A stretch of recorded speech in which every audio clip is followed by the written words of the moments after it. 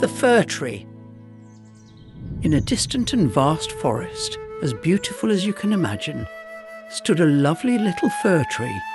It had a good spot where the warm sunbeams always reached it.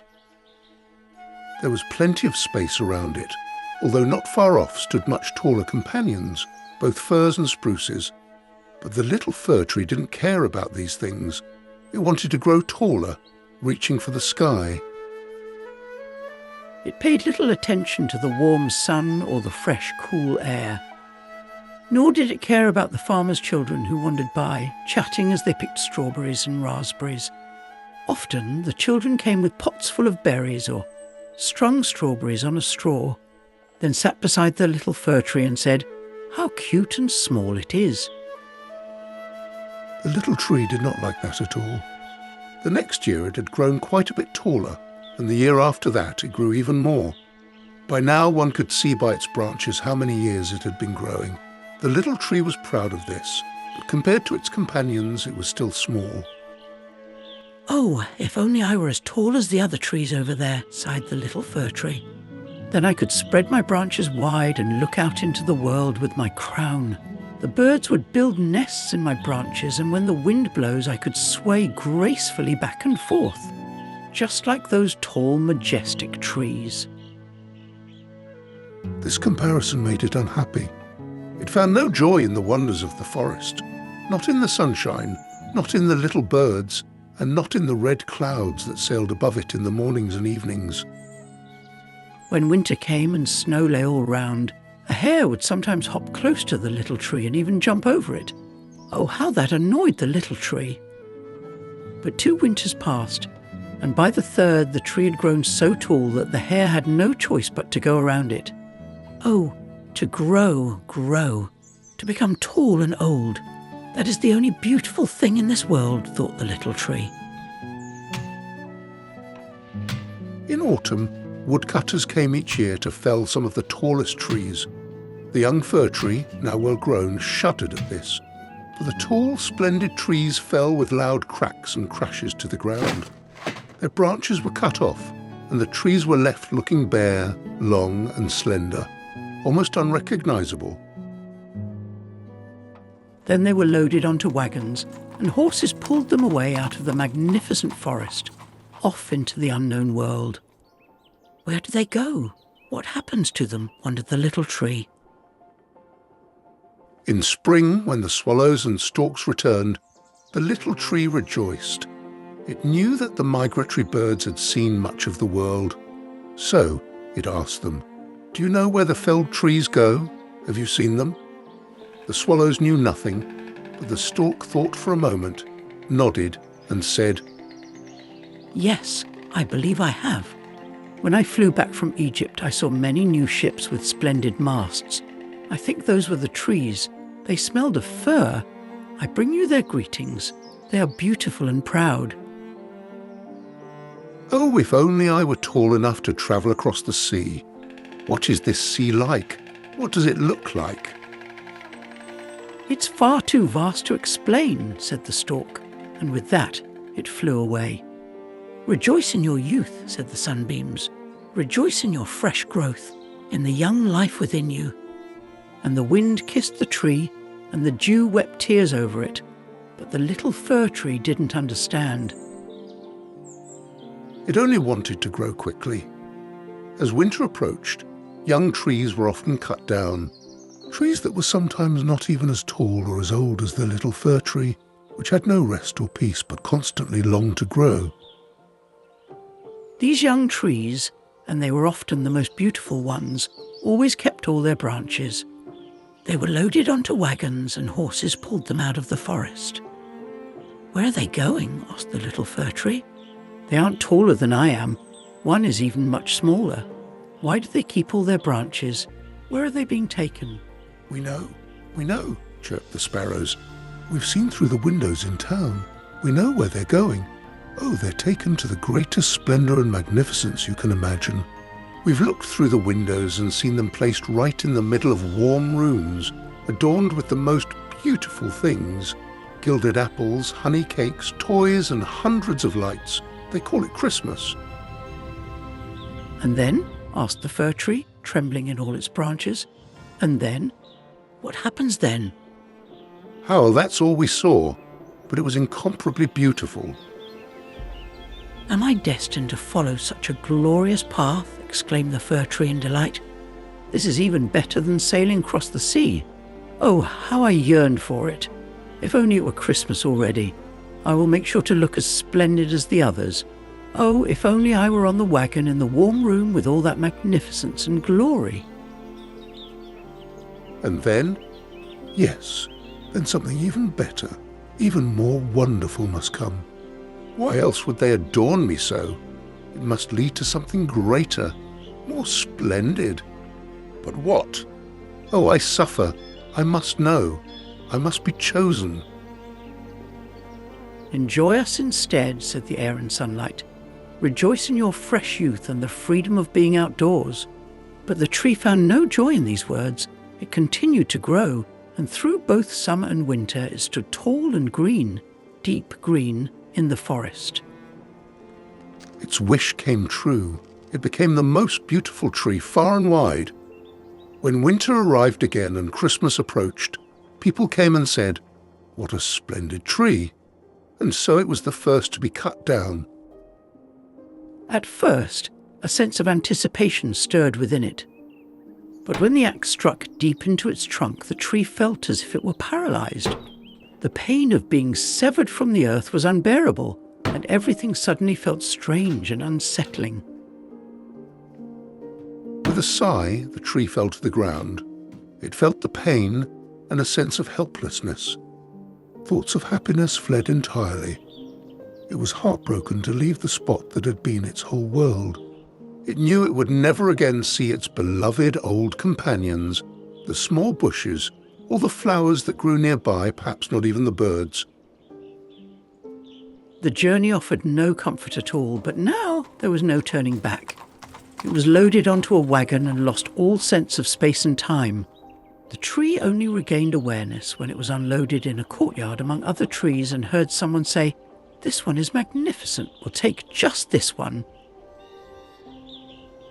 Two servants, dressed in fine livery, carried the fir tree into a grand, beautiful hall. Paintings adorned the walls, and beside the large tiled stove stood ornate Chinese vases with lions on their lids. There were rocking chairs, silk-covered sofas, and large tables filled with picture books and toys. Such wealth and splendour were beyond imagination. But the little fir tree had never seen such things before and didn't understand them. It was placed in a large barrel filled with sand, though no one could see the barrel because it was wrapped in green velvet and set on a grand, colourful carpet. Oh, how the tree trembled! What was going to happen? Servants and young ladies began decorating the tree. On its branches they hung small nets cut from colourful paper, each filled with sweets. Gilded apples and walnuts dangled as if they had grown there. Over 100 little red, blue and white candles were fixed to its branches. Dolls that looked like elegant little people were also hung on its boughs, creatures the tree had never seen before but found utterly fascinating. A golden star was placed at the very top. It was splendid, truly extraordinary. "Tonight," they said, "tonight it will shine." They were ecstatic with joy. Oh, thought the tree, if only it were evening already. If only the lights were lit. And then what will happen? Will trees from the forest come to see me? Will sparrows flutter against the window panes? Will I stand here forever, adorned, through winter and summer? The tree was quite certain of its own importance, but it was so overcome with anticipation that it felt an ache in its bark, a pain as real to a tree as a headache is to a human. And then, as the sky outside grew darker, the moment arrived. The candles were lit. What brilliance, what magnificence! The tree trembled in every branch, so much so that one of the candles scorched its needles. It burned quite badly. "God save us!" cried one of the young ladies, hastily extinguishing the flame. The tree now tried not to move at all. The burn had been painful, and it feared catching fire again. Oh, it was dreadful. It felt frightened and overwhelmed by all the splendour surrounding it. Then both double doors swung open, and a swarm of children burst into the room, nearly toppling the tree over. The older guests followed more calmly. The little ones stood silent for just a moment, then burst into loud cheers. They danced around the tree, plucking off one gift after another to be handed out. What are they doing? Thought the tree. What will happen next? The candles burned down to the branches, and as each one was extinguished, the children were allowed to raid the tree. They rushed at it so enthusiastically that its branches creaked and cracked. If the tree hadn't been tied to the ceiling by its golden star, it would surely have toppled over. The tree was bewildered, wondering why they treated it so carelessly. As its candles were extinguished one by one, it began to lose its enchantment. The children danced around with their beautiful toys, and no one paid any attention to the tree anymore, except for an old Manny who peeked between its branches, only to check if any figs or apples had been left behind. A story, cried the children, dragging a plump little man toward the tree. He sat down directly beneath it, saying, "This way, we're in the forest, and the tree can listen too, but I'll only tell one story. Do you want to hear about Ivede or Klumpa Dumpa, who fell down the stairs but still rose to greatness and married the princess?" Ivede, some shouted. Klumpa Dumpa, cried others. The shouting was deafening. The fir tree remained silent, thinking, "How strange everything is here. What will happen to me next?" The man told the story of Klumpdump, who fell down the stairs but still rose to greatness and married the princess. The children clapped their hands and shouted, "Tell it again! Tell it again!" They wanted to hear the story of Ivede as well, but they only got one story. The fir tree stood silent and thoughtful. Never in the forest had the birds told such tales. Klumpdump fell down the stairs and still won the princess. Yes, that's how it goes in the world, thought the tree, believing the story because such a kind man had told it. Yes, perhaps I will fall down the stairs too and win a princess. It looked forward to the next day, hoping to be adorned once more with lights, toys, gold and fruit, with the golden star on top. Even though the day had been strange, the tree held on to hope. Tomorrow I won't tremble, it thought. I'll take delight in all my splendour. Tomorrow I'll hear the story of Klumpa Dump again, and maybe even Ivede. That night the tree stood still and thoughtful in the grand golden hall. The next morning servants and maids entered the room. Now the festivities will begin again, thought the tree. But they dragged it out of the room, up the stairs and into the attic, where they placed it in a dark corner, away from any daylight. What does this mean, thought the tree. What am I to do here? What will happen to me? It leaned against the wall and pondered, and it had plenty of time as days and nights passed. No one came to the attic, and when someone finally did, they paid no attention to the tree. Instead, they rummaged through the boxes stored there. The fir tree stood hidden in the corner, as though completely forgotten. Now it's winter outside, thought the tree. The ground is hard and covered in snow. People can't plant me now, so I suppose I'm to stay here, safe until spring. How thoughtful people are. How kind they are. If only it weren't so dark and lonely here. Not even a little hare. It was so delightful back in the forest when the snow lay thick and the hare would hop past. Yes, even when it jumped over me, though I didn't like it at the time. It was actually quite charming then. But here it's terribly lonely. Peep, peep came a sound, and a little mouse scurried out. Soon another followed. They sniffed the fir tree, then darted between its branches. "Such terrible cold," said the little mice. "Otherwise it would be quite nice here, wouldn't it, old fir tree?" "I'm not old at all," said the fir tree. "There are many far older than me. Actually, I'm still quite young." "Where do you come from?" asked the mice. "And what do you know?" They were terribly curious. tell us about the most beautiful places on earth. Have you been there? Have you been to the pantry, where cheese lies on the shelves and hams hang from the ceiling, where you dance on tallow candles, go in skinny and come out fat? No, I don't know that, said the tree, but I know the forest, where the sun shines and the birds sing. And then he told them everything from his youth. The little mice, who had never heard anything like it, listened attentively and said, How much you've seen, how happy you must have been. It's almost hard to believe. Me? Said the fir tree, thinking about what he had just recounted. Yes, those were truly joyful times. But then he spoke of Christmas Eve, when he had been adorned with sweets and lights. Oh, said the little mice, how happy you must have been, you old fir tree. I'm not old at all, said the tree. I only came out of the forest this winter. I'm in my very best years. I'm just a little dried out because no one gave me anything to drink. You tell such beautiful stories, said the little mice, and the next night they came back with 4 other little mice who wanted to hear the tree's stories. The more he told, the more clearly he remembered everything himself, and he thought, those were really joyful times, but they can come back. Clump Dump fell down the stairs and still got the princess. Maybe I can get a princess too. And then the fir tree thought of a small, lovely birch that grew outside in the forest. To him, she was a true, beautiful princess. Who is Clump Dump? Asked the little mice. So the fir tree told the whole tale. He could remember every single word. The little mice jumped for joy, all the way to the top of the tree, and the next night far more mice came, and on Sunday even 2 rats. But the rats didn't find the stories pretty.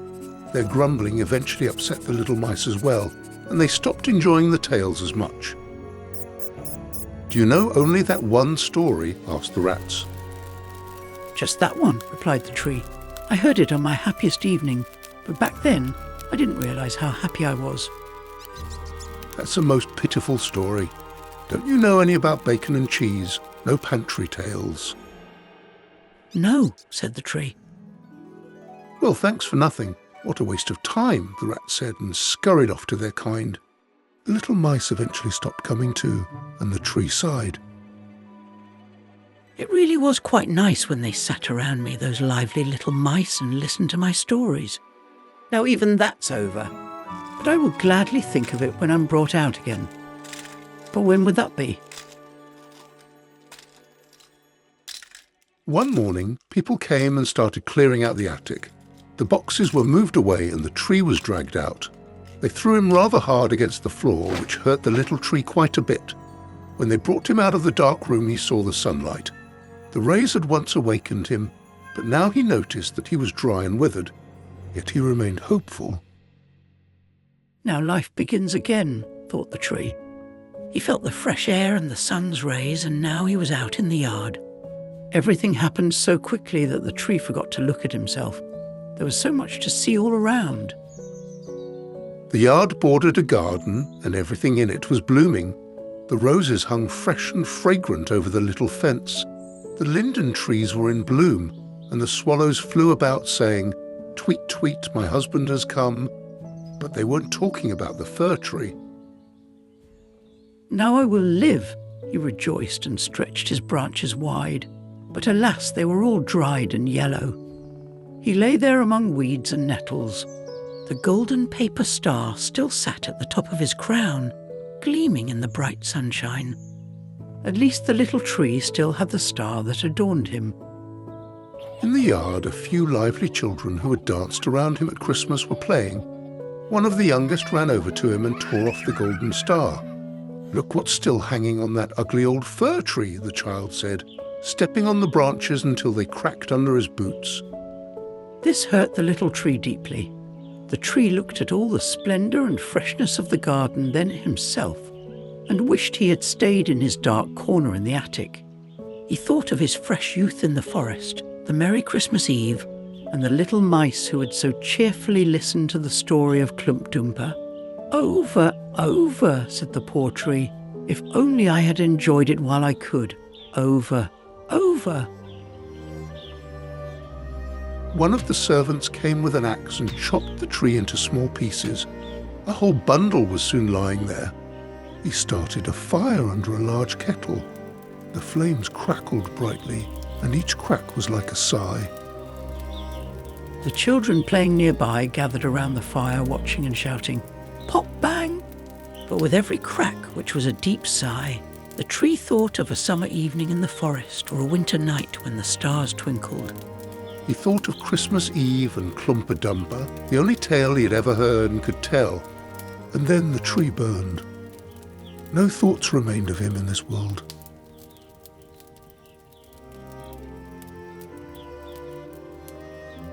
By the way, with a subscription, you won't miss any of our fairy tales.